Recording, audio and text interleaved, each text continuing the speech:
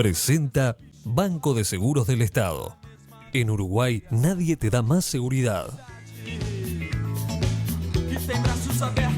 Y ojalá que no lleguemos a estar inundados, ¿no? Con esta tormentita que se nos vino, te digo, llueve en Montevideo, está complicado, parece que va a aumentar el viento, todo eso. Yo no le quiero dar una bienvenida con estas características, pero lo tengo que hacer a mi querido amigo Raúl Ponce de León para hablar de la actualidad de nuestro país, Raúl. ¿Cómo estás, Rosario? Un gusto de acompañarlos. Soplaba el viento fuerte. Te pregunté recién y me dijiste que estaba bastante complicado afuera. El viento soplaba o sea que muy ya hay fuerte. Viento en Montevideo. Para abrir la puerta del garaje le costó al mecanismo, porque soplaba con complicado. Con pero viste que hablando de tormenta, ya como para dar preámbulo a la cuestión, yo te estoy hecho una luminaria. Total. A veces tengo recaídas, pero bueno, no. Olvídate.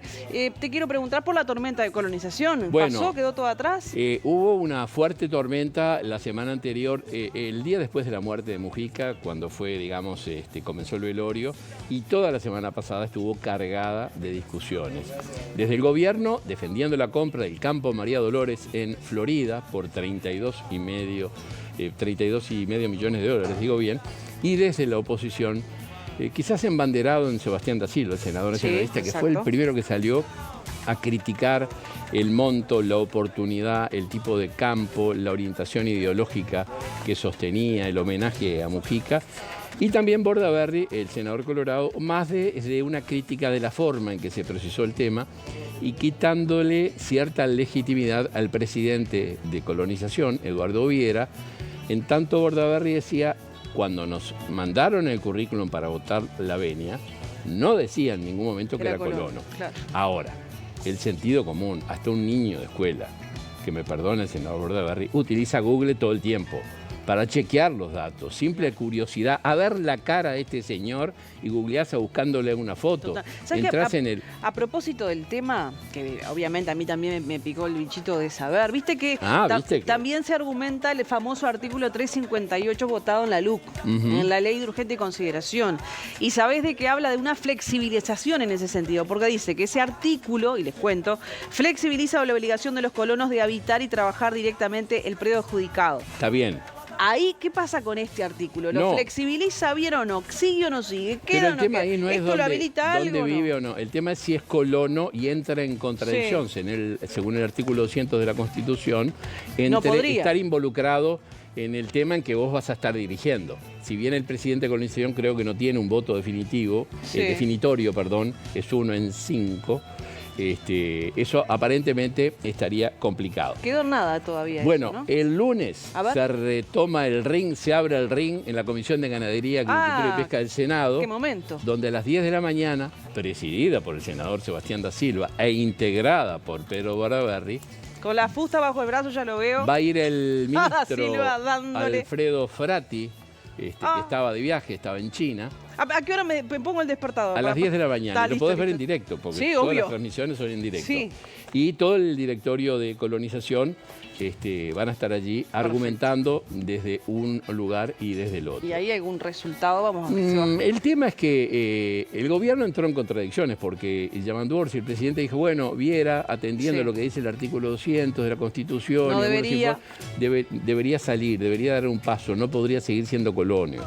Incluso Alejandro Sánchez medio que lo contradijo, lo cual es un hecho complicado, que tu secretario de presidencia diga una cosa que no va en tu misma dirección, llama mucho la atención, y eso generó una serie de suspicacias de la soledad de Orsi, y que la barra, como se le dice, digamos, al núcleo más cercano. Como que se encendió el ventilador y que entre que Cairo, entre que el director de la OPP, colonización. Pero el hecho de la compra está laudado. Ya Colonización está. La plata compró, la tenía Economía, ya está todo legal. El ministro O'Donnell dijo, bueno, yo no hubiera priorizado eso, pero eran recursos genuinos que tenía colonización. El Frente Amplio lo ha reafirmado antes y lo reafirmó en las elecciones. Es parte de su programa y de su lineamiento ideológico político de seguir con la colonización, así que nadie se puede haber sorprendido. Así que veremos el lunes cómo queda, pero da la sensación de que puede haber algún juicio en puerta por el famoso tema, ¿te acordás que hablamos de los equipos de riego? Es verdad. Si estaban o no, y que eso aumentaría el precio. Y lo que da Silva ha argumentado siempre, que el precio es muy excesivo. En economía básica, ¿cuál es el precio de mercado? cuando uno está dispuesto a vender y el otro dispuesto a comprar por el precio. Sí, claro. Coinciden. Exacto. Ese es el precio de mercado. Ya está. ¿No? Será mucho, será poco, bueno, pero ese es el precio de mercado. Sí, tal cual. Y Colonización operó sobre eso. Será mucho, será poco. Veremos. No hay que confundir, como decía Serrat, valor y precio, ¿no? Claro.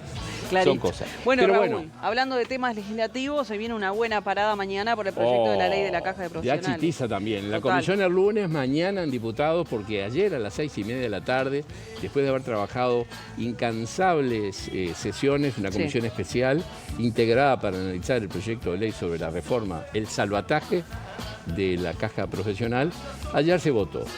La oposición votó en general el proyecto. ¿Qué quiere decir? Que habilita el tratamiento parlamentario. Porque si hubieran votado en contra y lo frena en la comisión, es como queda congelado el proyecto. Eso da la pauta que se puede llegar a un punto de negociación, porque si no, no te hubiesen votado nada. Sí. ¿No? Entonces, una luz en el camino puede haber. Habilitamos, y lo discutieron mucho, yo estuve leyendo 40 hojas, fue la versión taquigráfica de la sesión de ayer, y las estuve mirando, obviamente, con lectura, ¿cómo se llamaba la lectura?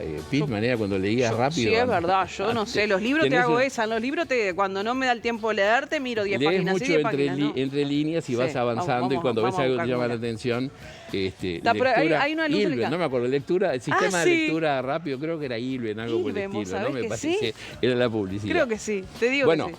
Hubo una cantidad de cosas que no estuvieron de acuerdo, oposición y gobierno. Y parece que como no hay mayorías ni de un lado ni del otro, estaría complejo, pero yo te digo que creo que puede haber un tema central. A ver. Es la concurrencia de los diputados mañana. Parece que hubo como un verticalazo de que tiene que haber asistencia a sala, sí o sí. Sí, porque son tan justas las bancadas de oposición y gobierno. Correcto. El gobierno tiene 48 diputados, la oposición tiene 51, todos. ¿No? Partido Colorado, Partido Nacional, Salle, el Partido Independiente, Cabildo, 51. El Frente Amplio, por militancia, por línea política, va a estar todo. El tema es, van a estar todos los de la oposición. Alguna vez ha faltado alguno. No sería conveniente. No, por supuesto que van a tratar de... Lo que pasa, como es una sesión extraordinaria, no es la que habitualmente tienen agendados los diputados a comienzo de mes, sino que es una convocatoria especial, bueno, alguno podría llegar a faltar y eso podría en algún momento desequilibrar los votos y que fuera una cosa o la otra. Pero independiente de eso, el partido se termina de jugar en Senado, donde la mayoría es del Frente. Pero si el Frente modifica el proyecto en el sentido que quiere el gobierno, modificando el proyecto que se podría votar mañana, tiene que volver del Senado a diputados. Claro. Y ahí diputados dice, estoy de acuerdo o estoy en desacuerdo. No lo puede abrir diputados. ¿Vos decís que no se generará esa cosa de revanchismo del FA porque en el 2023? Y bueno, en octubre del 23, sobre el filo constitucional, el gobierno mandó el proyecto de la Caja Profesional. El tema ahí... ¿Y el FA no acompañó? No, fue Cabildo el que trancó. Y el Frente dijo, si la coalición no se pone de acuerdo... Claro, de que entre ellos no había consenso, es verdad. Ahora, ¿cuáles son los lineamientos principales de oposición? De la oposición es lo que sería el aporte pecuniario de el impuesto, no es un impuesto, porque un impuesto va a rentas generales y lo que se vota es un aporte pecuniario, va a la propia caja, no tiene otro destino que ese. El impuesto a los jubilados, ¿no? Que es un 8 o 9%. Sí. Y el aporte de los activos que subiría hasta el 22%. Y quieren que el Estado compromete un poco más de dinero mes a mes para sostenerla. Aceptaron modificar los valores de los timbres, que pagamos todos también. En fin, habrá que ver cómo se termina resolviendo, pero eso es una primera etapa importante. ¿Qué proyecto emane de diputados? Porque si llegara a fallar algún diputado de la oposición en el Frente de mayoría, queda laudado. Porque después en el Senado es a tapa cerrada que se votaría. Bueno, mañana tendremos novedades entonces. Así Raúl. Que bueno, eso tenemos otras noticias. Por ejemplo, quiero preguntarte por la presidencia del directorio del Partido Nacional. ¿Qué candidatos quedaron en carrera? Bueno, por ahora... A ver.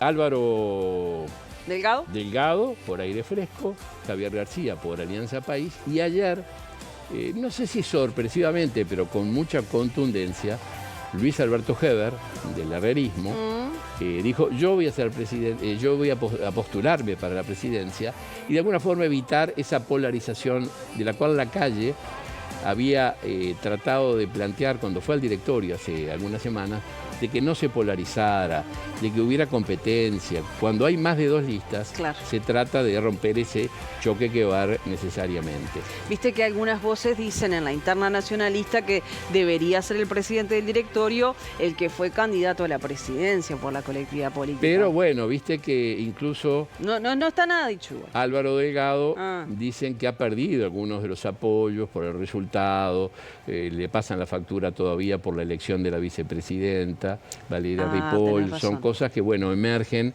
en esta instancia. Capaz que le pasan factura ahora. ¿Cómo va a salir? Hoy por hoy, Álvaro Delgado, Javier García y Luis Alberto Heber. Bien. En un momento apareció el nombre de Beatriz Argimón, que ya fue presidenta del directorio, es una ex vicepresidenta, en su gestión no anduvo, no hubo problemas en la gestión. Pero hay quien dice, algún directivo, algún dirigente blanco que estuvo en el directorio, como que vieron como un guiño de la calle a que Heber se postulara y evitara la confrontación. Así que bueno, ese es un poco el panorama. Hoy mismo Álvaro Delgado ya empezó la campaña interna, tenía reunión con sus principales dirigentes de todo el país para tratar de generar una estrategia y contar los votos. Yo te decía, ¿quiénes votan? Los convencionales elegidos en la interna del año pasado. Y después se barajó y se dio, digamos, bastante dentro del Partido Nacional. Claro. La del estribo, Raúl, me dijiste que tenemos novedades, porque obviamente Abdala fue reelecto en el PIT-CNT. Congreso del PIT-CNT, ya no están figuras como la que fue Fernando Pereira, que tenía también allí un núcleo importante, ¿no?, dentro del PIT-CNT, que en general iban en acuerdo, pero ahora quedó la dominancia de la lista Cuesta del Partido Comunista y es probable que Marcelo Abdala sea el próximo presidente. Elige primero la mesa representativa y a partir de esa elección es que eligen el presidente. Pero todo indica que Abdala va a seguir siendo el presidente en un momento de negociación salarial, en un momento que O'Donnell ha dicho que intenta tener algunos mecanismos de desindexar algunas cosas y tener algún tratamiento distinto para los salarios altos que los bajos. Habrá que ver. Ay, me dejaste que ¿Sabes que O'Donnell también dijo, volviendo al tema anterior, que había que revisar, tal vez que haya oportunidad de revisar la política de compras de tierra, pero tal vez bueno, otro día. Sí. ¿Qué momento? Lo que pasa es que ahora no hay alternativa para hacerlo. Con la mayoría del frente y la postura programática no hay. Si no lo discutieron en la elección pasada, que la coalición tenía mayoría, le retocaron el financiamiento, retasearon el financiamiento, pero no entraron al fondo. Nadie le pone en cascabel el gato. No van a ser estos 5 años tampoco.